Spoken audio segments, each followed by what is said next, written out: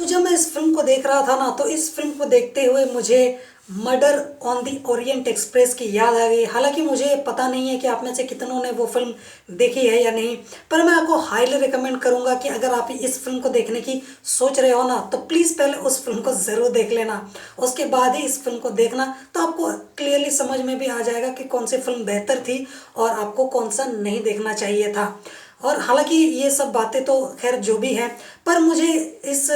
Film को देखते हुए इस फिल्म की याद आ गई, तो मुझे लगा कि हाँ, उसका रिव्यू तो ज़रूर बनाना ही चाहिए। और वो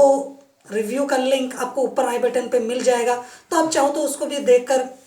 तसल्ली कर सकते हो कि आपको वो फिल्म देखनी भी चाहिए या फिर नहीं। पर मुझे नहीं मालूम कि कितनों ने उस फिल्म को देखा है या फिर शायद नहीं देखा। तो देखिए, यहाँ पर अगर मैं इस फिल्म की बात करूँ तो क्या रहा मेरा एक्सपीरियंस इस फिल्म के साथ में। मैंने already the murder on the Orient express भी देखी हुई थी, और मैंने अब इस फिल्म को देखा है। और इस फिल्म को देखकर मुझे इतना तो समझ में आया है कि कहीं ना कहीं ये जो फिल्म है the oops murder on the Orient Express का सीक्वल है। अब है या नहीं वो तो मुझे नहीं मालूम, पर हाँ, कहीं ना कहीं ये जो दोनों फिल्में हैं आपस में कनेक्टेड हैं। तो ऐसे में अब सवाल ये उठता है कि क्या ये फिल्म आपको देखना भी चाहिए या फिर नहीं। तो देखिए, यहाँ पर इस फिल्म की जो कहानी है वो है एक बहुत ही ज़्यादा अमीर लड़की की, जो कि एक लड़की से शादी कर लेती है, वो भी किससे, अपनी सहेली के बॉयफ्रेंड से ही। तो ऐसे में अब यहाँ पर कुछ गड़बड़ियाँ होने वाली हैं, और उसी वजह से वो एक डिटेक्टिव को हायर कर लेती है ताकि सिचुएशन ख़राब ना हो। और यहाँ पर हो सकता है कि बहुत कुछ बुरा भी हो जाए। तो अब यहाँ पर आगे क्या होने वाला है और क्या हो सकता है, वो आप मूवी में देखिएगा। और यहाँ पर एक मर्डर मिस्ट्री यहाँ पर डिटेक्टिव सॉल्व भी कर पाएंगे या फिर नहीं, क्योंकि यहाँ पर शक की जो सुई है वो सब पर घूमती है। तो ऐसे में जो सभी हैं उनके पास कोई ना कोई रीज़न है इस अमीर लड़की को मारने के पीछे का। तो ऐसे में आखिर ये मर्डर किसने किया और इन सब के पीछे कौन है, अगर ये सब आपको जानना है तो आपको ये फिल्म देखनी पड़ेगी। तो देखिए, यहाँ पर जैसा कि मैंने ऑलरेडी आपको बताया था कि murder on the Orient express मैंने देखा हुआ है। तो सच कहूँ तो जब मैं इस फिल्म को देख रहा था, तो सच्चाई ये है कि जब मैं इस फिल्म को देख रहा था तो मुझे इस फिल्म ने बहुत ही ज़्यादा डिसअपॉइंट कर दिया। क्योंकि देखा जाए तो उस फिल्म में और इस फिल्म में ज़्यादा कुछ फ़र्क नहीं है, चाहे स्क्रीन प्ले की बात करूँ मैं या फिर बाकी सारी चीज़ों की। बस यहाँ पर थोड़ा बहुत कुछ अगर चेंजेस है तो वो है फिल्म की स्टोरी में, यानी कि मर्डर मिस्ट्री जो हमें इस फिल्म में देखने को मिलती है। और इसके अलावा यहाँ पर कैरेक्टर्स, बस यही सब अलग है, वरना बाकी बहुत ही ज़्यादा सिमिलैरिटीज़ हैं, ज़्यादा कुछ डिफरेंस नहीं है। इसके अलावा यहाँ पर अगर मैं बात करूँ इस फिल्म की सबसे बड़ी कमी की, तो वो है इस फिल्म की लेंथ। देखिए, मैं ऐसा मतलब फिल्म की लेंथ को लेकर मैं इतना ज़्यादा ऑब्सेस्ड नहीं हूँ। पर देखिए, जैसे एवेंजर्स की अगर हम बात करें, एवेंजर्स एंड गेम की, यहाँ पर मैं एग्जांपल इसलिए दे रहा हूँ क्योंकि इस फिल्म की लेंथ भी बहुत ही ज़्यादा थी। लेकिन देखिए, वहाँ पर जो भी हमें देखने को मिला, चाहे डायलॉग्स की बात हो या फिर जितने भी सारे सीन्स या फिर कैरेक्टर डेवलपमेंट या फिर बाकी सारे जो रेफरेंसेस हमें उस फिल्म में देखने को मिले थे, वो कहीं ना कहीं लगता है कि चलो ठीक है, अच्छी बात है, जायज़ है। जो हमें दिखाया जा रहा है वो कहीं ना कहीं हमारा टाइम वेस्ट नहीं कर रहा, बल्कि इस फिल्म को और भी ज़्यादा पावरफुल और भी ज़्यादा इम्पैक्ट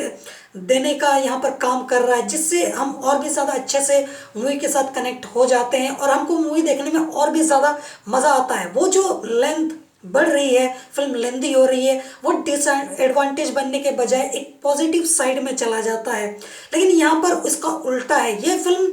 इसकी लेंथ जो है वो नेगेटिव साइड में चली जा रही है। वो इसलिए, अगर जब मैं इस फिल्म को देख रहा था तो फिल्म के काफ़ी सारे जो डायलॉग्स हैं या फिर फिल्म के काफ़ी सारे जो ऐसे सीन्स हैं जो जिसको देखकर मुझे ऐसा लगा कि ये ज़बरदस्ती का इस फिल्म को खींच ही रही है। और उन सारे सीन्स या फिर उन सारे डायलॉग्स का जो कि इस फिल्म को कोई मायने दे ही नहीं रहे थे या फिर किसी सीन को पावरफुल ही बना नहीं रहे थे, एक तरीके से ऐसा लग रहा था कि बेकार में ज़बरदस्ती का यहाँ पर बस इन सीन्स या फिर डायलॉग्स को ठूसा गया है। क्योंकि देखा जाए तो शुरुआत के आधे घंटे में हमें सभी कैरेक्टर्स को समझा दिया गया था, सभी कैरेक्टर्स से हम काफ़ी अच्छे से जुड़ गए थे। सभी कैरेक्टर्स की मंशा, उनकी सोच क्या है, वो क्या चाहते हैं और किस कैरेक्टर का क्या नेचर है और वो क्या चाहता है, क्या कर सकता है, वो हमें आधे घंटे में समझ में आ गया था। लेकिन यहाँ पर फिल्म जो है वो ट्रैक पर आने में 1 घंटे से ऊपर का टाइम ले लेती है, यानी कि लगभग लगभग 1 घंटा, जिसमें हमारा एक तरीके से वक्त ही बर्बाद कर दिया गया है। अगर उसको थोड़ा सा यूटिलाइज किया जाता तो यहाँ पर हमारा वक्त भी बच जाता और ये फिल्म लेंदी होने के बजाय छोटी होती और काफ़ी ज़्यादा पावरफुल और काफ़ी ज़्यादा टाइट हो जाती। और ये फिल्म एक इतनी इतनी तगड़ी फिल्म हो जाती जो कि हमें हिलने तक का मौका नहीं देती और स्लो और बोरिंग वाली फीलिंग कभी आती ही नहीं। तो यहाँ पर फिल्म की लेंथ इस फिल्म का सबसे बड़ा माइनस पॉइंट है जो कि मैंने आपको यहाँ पर बता दिया है। तो जैसा कि मैंने आपको बताया कि फिल्म के जो काफ़ी सारे डायलॉग्स, काफ़ी सारे सीन्स थे, वो एक तरीके से फिल्म को ज़बरदस्ती का खींचने का एक काम करते हैं और जिनकी यहाँ पर मुझे लगा नहीं कि मुझे मुझे ऐसा लगा नहीं कि इन सब सीन्स या फिर डायलॉग्स की इस फिल्म में ज़रूरत थी, क्योंकि कहीं ना कहीं उसका इस फिल्म से डायरेक्ट कोई लेना देना मुझे लगा नहीं और उन सब की वजह से फिल्म ना ही पावरफुल होती है और ना ही उस वजह से फिल्म में कोई ज़्यादा कुछ खास असर पड़ता है कि नहीं उसके वजह से फिल्म और भी ज़्यादा इंटरेस्टिंग हो रही है, मज़ेदार हो रही है। वैसा नहीं, बल्कि उसके उल्टा यहाँ पर फिल्म और भी ज़्यादा बोरिंग और स्लो हो रही थी। तो ये बहुत ही ज़्यादा मुझे यहाँ पर इस फिल्म ने बहुत ही ज़्यादा डिसअपॉइंट किया यहाँ पर इस मामले में।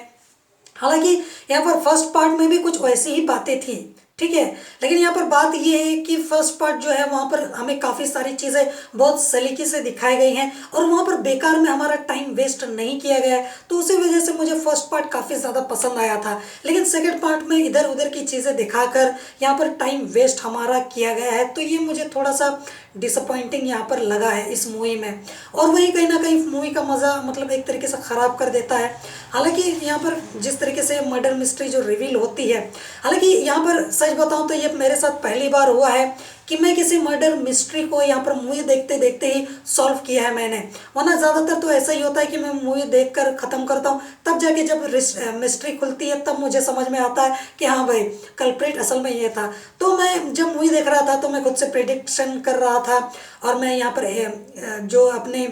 एक तरीके से थ्योरीज वगैरह के जरिए यहाँ पर मिस्ट्री सॉल्व करने की कोशिश कर रहा था और मैं ये सही भी निकला और एंड में वही मिस्ट्री रिवील भी होता है और सच्चाई वही थी जो मैंने सोच रखा था। तो ये मुझे बहुत अंदर से खुशी मिली कि चलो मैंने जो सोचा, मैंने जो प्रेडिक्शन किया था या फिर जो मेरे थ्योरी